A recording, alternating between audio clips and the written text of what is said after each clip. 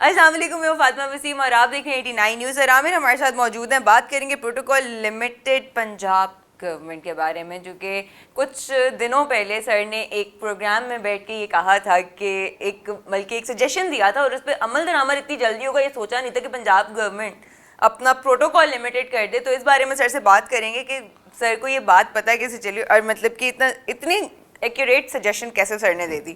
और ये भी बात करेंगे कि ये वॉर कब तक रुक सकती है।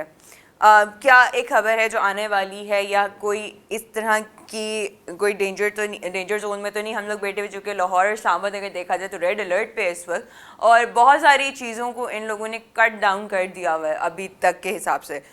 स्कूलों में छुट्टियां दे दी हुई हैं, बच्चों को घर बिठा दिया, ऑनलाइन क्लासेस होंगी। ये सारे इंडिकेटर्स किस साइड पे जा रहे हैं और ग्लोबली इस वक्त क्या चल रहा है, इन चीज़ों के बारे में बात करेंगे। और मिडिल ईस्ट की ये जो सिनेरियो में है, आपको क्या लगता है कि गवादर का क्या फ्यूचर होगा, इन चीज़ों के बारे में बात करेंगे। सर आमिर, कैसे आप? जी, कैसी हैं आप फातिमा? मैं ठीक हूँ सर। आपकी एक खबर पे बहुत ज़्यादा वो चल रही है, मंजरे आम पे आई हुई है, प्रोटोकॉल के बारे में क्या सजेशन दी थी? देखिए, मैंने तो एक टीवी शो में ये बात की थी। आप ये देखिए, हम ये कहते हैं कि पेट्रोल पाकिस्तान में 4 लाख बैरल से ज़्यादा कंजम्पशन है। उस 4 लाख बैरल से ज़्यादा कंजम्पशन किन गाड़ियों में है? उन गाड़ियों में सबसे ज़्यादा जो 4000 सीसी से ज़्यादा की गाड़ी है। और वो 4000 सीसी से ज़्यादा की गाड़ियाँ कौन सी हैं? वो सारी वो गाड़ियाँ जो मोस्टली ब्यूरोक्रेसी के पास है या एलीट बिजनेस क्लास के पास है। अगर उन दोनों के पास ही ये गाड़ियाँ थी तो मेरा मौक़िफ़ ये था कि वो पेट्रोल प्राइसेस जो आप एक मोटरसाइकिल वाले को देते हैं और एक 4000 सीसी वाली 4000 प्लस सीसी वाली गाड़ी को देते हैं, the price should not be same. आप मोटरसाइकिल वाले को इंसेंटिव दें। उस बंदे के पास इतने पैसे नहीं है और वो 4000 वाले से 500 रुपए लीटर भी पेट्रोल लेंगे तो वो पे करेगा, क्योंकि because he can pay it. और उसके साथ जो मेरा जो आप कह रहे हैं कि जिसपे एक इस वक्त मैं समझता हूं कि लिमिटेड सा एक्शन लेकिन हुआ पंजाब गवर्नमेंट ने किया कि उन्होंने अपने प्रोटोकॉल को लिमिटेड किया।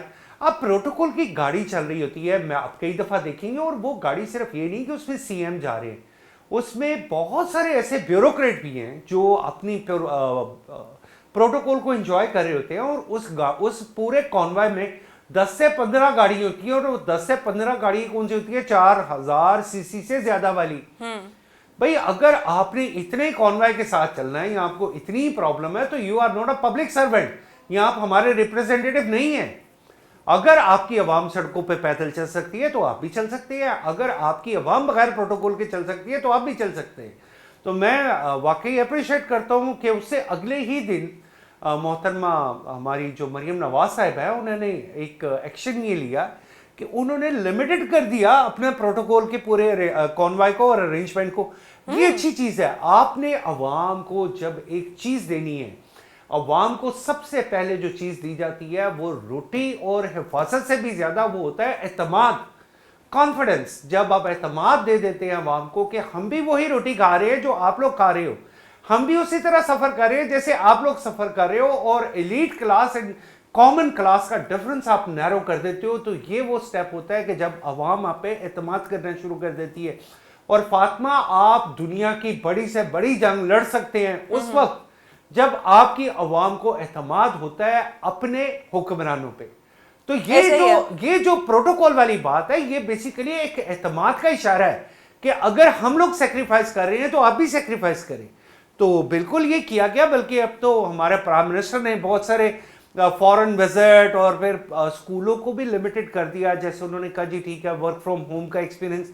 कभी कोविड ने वैसे हमें ये बड़ी एक चीज़ दे दी कि वर्क फ्रॉम होम, और बहुत सारी ऐसी जॉब्स का पता चला कि वो वाकई वर्क फ्रॉम होम हो सकती थी और आज भी हो सकती है। तो ये भी एक बड़ा कॉन्सेप्ट जो है ये वर्क फ्रॉम होम का, मैं समझता हूँ बड़ा एक अच्छा कॉन्सेप्ट है।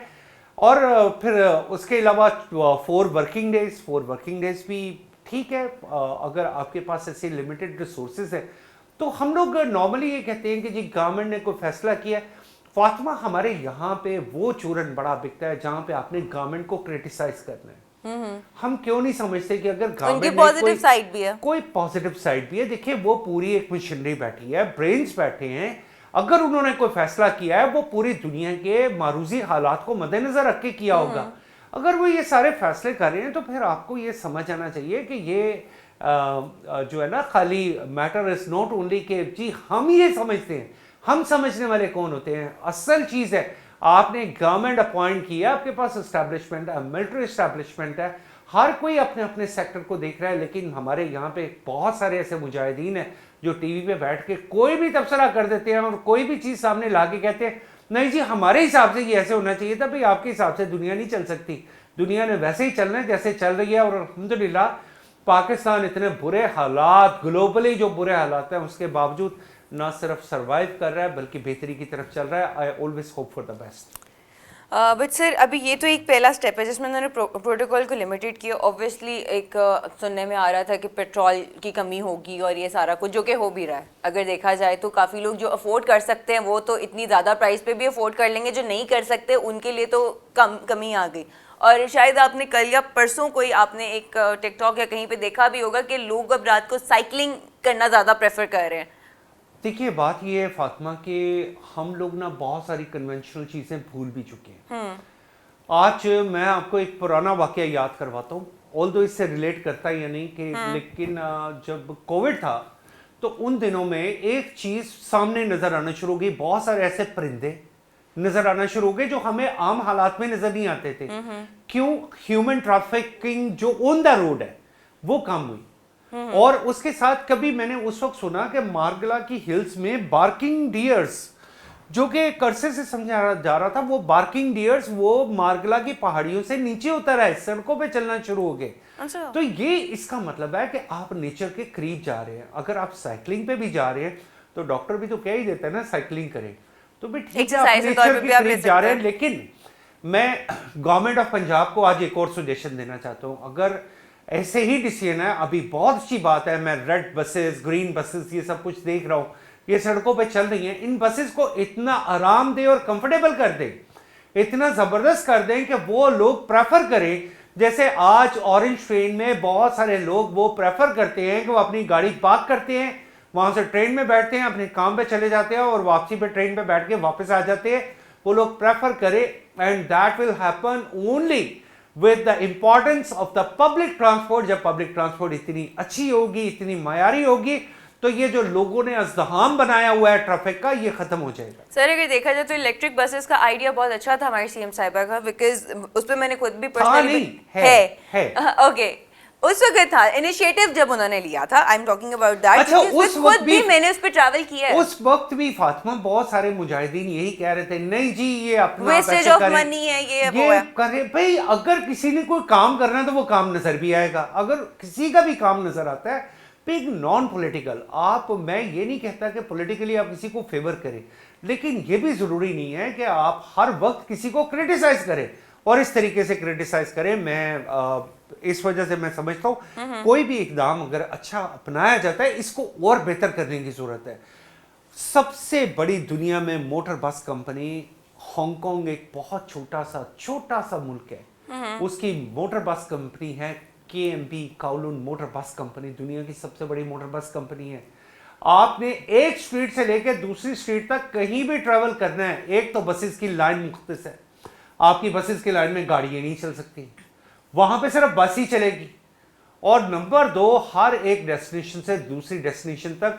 और मैं दोबारा कह रहा हूं कि अगर पब्लिक ट्रांसपोर्ट का निज़ाम इतना बेहतर हो जाए तो बहुत सारे लोग, हाँ, और दूसरा, इसको सिंबल मत बनाएं। आप स्टेटस सिंबल के अंदर नहीं रहते। आप लोग हमेशा समझते हैं कि हमने लैंड क्रूजर में बैठे हैं तो हमारा सिंबल ऑफ स्टेटस है। मैंने पूरी दुनिया में बहुत सारे ऐसे बड़े बड़े लीडरों को ट्यूब में, अंडरग्राउंड ट्रेन्स में, बसेस में ट्रेवल करते देखा है। इसलिए स्टेटस ऑफ सिंबल नहीं है कि आप सिर्फ बड़ी गाड़ियों में। ये सिर्फ यहाँ का एक माइंडसेट है। सर आप मुझे ये बताएं कि ये वो वाला टाइम नहीं ओके है। सर आप मुझे ये बताएं कि मिडिल ईस्ट के सारे सिनेरियो में, दोबारा जोर से जरा पूछिए। अच्छा सर आप मुझे ये बताएं कि मिडिल ईस्ट के सारे सिनेरियो में आपको क्या लगता है कि गवादर का फ्यूचर क्या होने वाला है? गवादर देखें स्ट्रेटेजिकली कहाँ था, और उसके वही स्ट्रेट ऑफ हॉर्मुज का बिल्कुल at the mouth of the strait of Hormuz. और Gwadar was supposed to be an international city, जैसे Bahrain, Qatar, Abu Dhabi, Sharjah और ये सारे शहर बने हैं, दुबई बना है, तो वो उसी तरह का इंटरनेशनल सिटी, एक बड़ा उसका बूम था, एक बड़ा ख्याल है। और वो था नहीं, वो है आज भी। लेकिन इन तमाम इलाकों ने बहुत सारे बड़े नाम आते हैं उसमें, इंडिया का तो हम खाली नाम ले लेते हैं, लेकिन उसमें बहुत पर्दानशीन मुल्कों के भी नाम आते हैं। उन्होंने उस इलाके को डेवलप नहीं होने दिया, कोई ना कोई वहाँ पे कोई ऐसी प्रॉब्लम जो है हमेशा क्रिएट किए रखी। अब ये देखिए कि ये गवादर जो है ये खाली एक पोर्ट नहीं है, Gwadar will be an international city along with कि वो जो जंग के साए आके बिल्कुल बिल्कुल बॉर्डर पे आए हुए थे, वहाँ पे अगर चाइना आपके साथ खड़ा होगा इकोनॉमिकली तो वो स्ट्रेटेजिकली भी खड़ा होगा जस्ट बिकॉज ऑफ गवादर, क्योंकि गवादर में उसका इंटरेस्ट है। अब गवादर के उस इंटरेस्ट की वजह से आप ये देखते कि पाकिस्तान की जो स्ट्रैटेजिकल पोजीशन है वो और कितनी मजबूत हो सकती है, हमें ये सब कुछ सोचने की जरूरत है। Gwadar is not only a port, it is an opportunity economically, strategically, और ये पूरे इस एरिया का, और गवादर इस पूरे दुनिया की सेकंड नेचुरल डीपेस्ट पोर्ट है, नेचुरल डीपेस्ट पोर्ट है। तो वो इसका अब जितनी पोर्ट्स हैं, हम अक्सर बात करते हैं इसकी चाह बहार की, हम बात करते हैं जुमेरा पोर्ट की, तो लेकिन ये पोर्ट्स भी इसके आगे कुछ नहीं है क्योंकि वो वाटर चैनल्स हैं, ये डीप सी पोर्ट है। अब इसका इम्पैक्ट इस वजह से बड़ा पॉजिटिव है और बड़ा जोरदार है।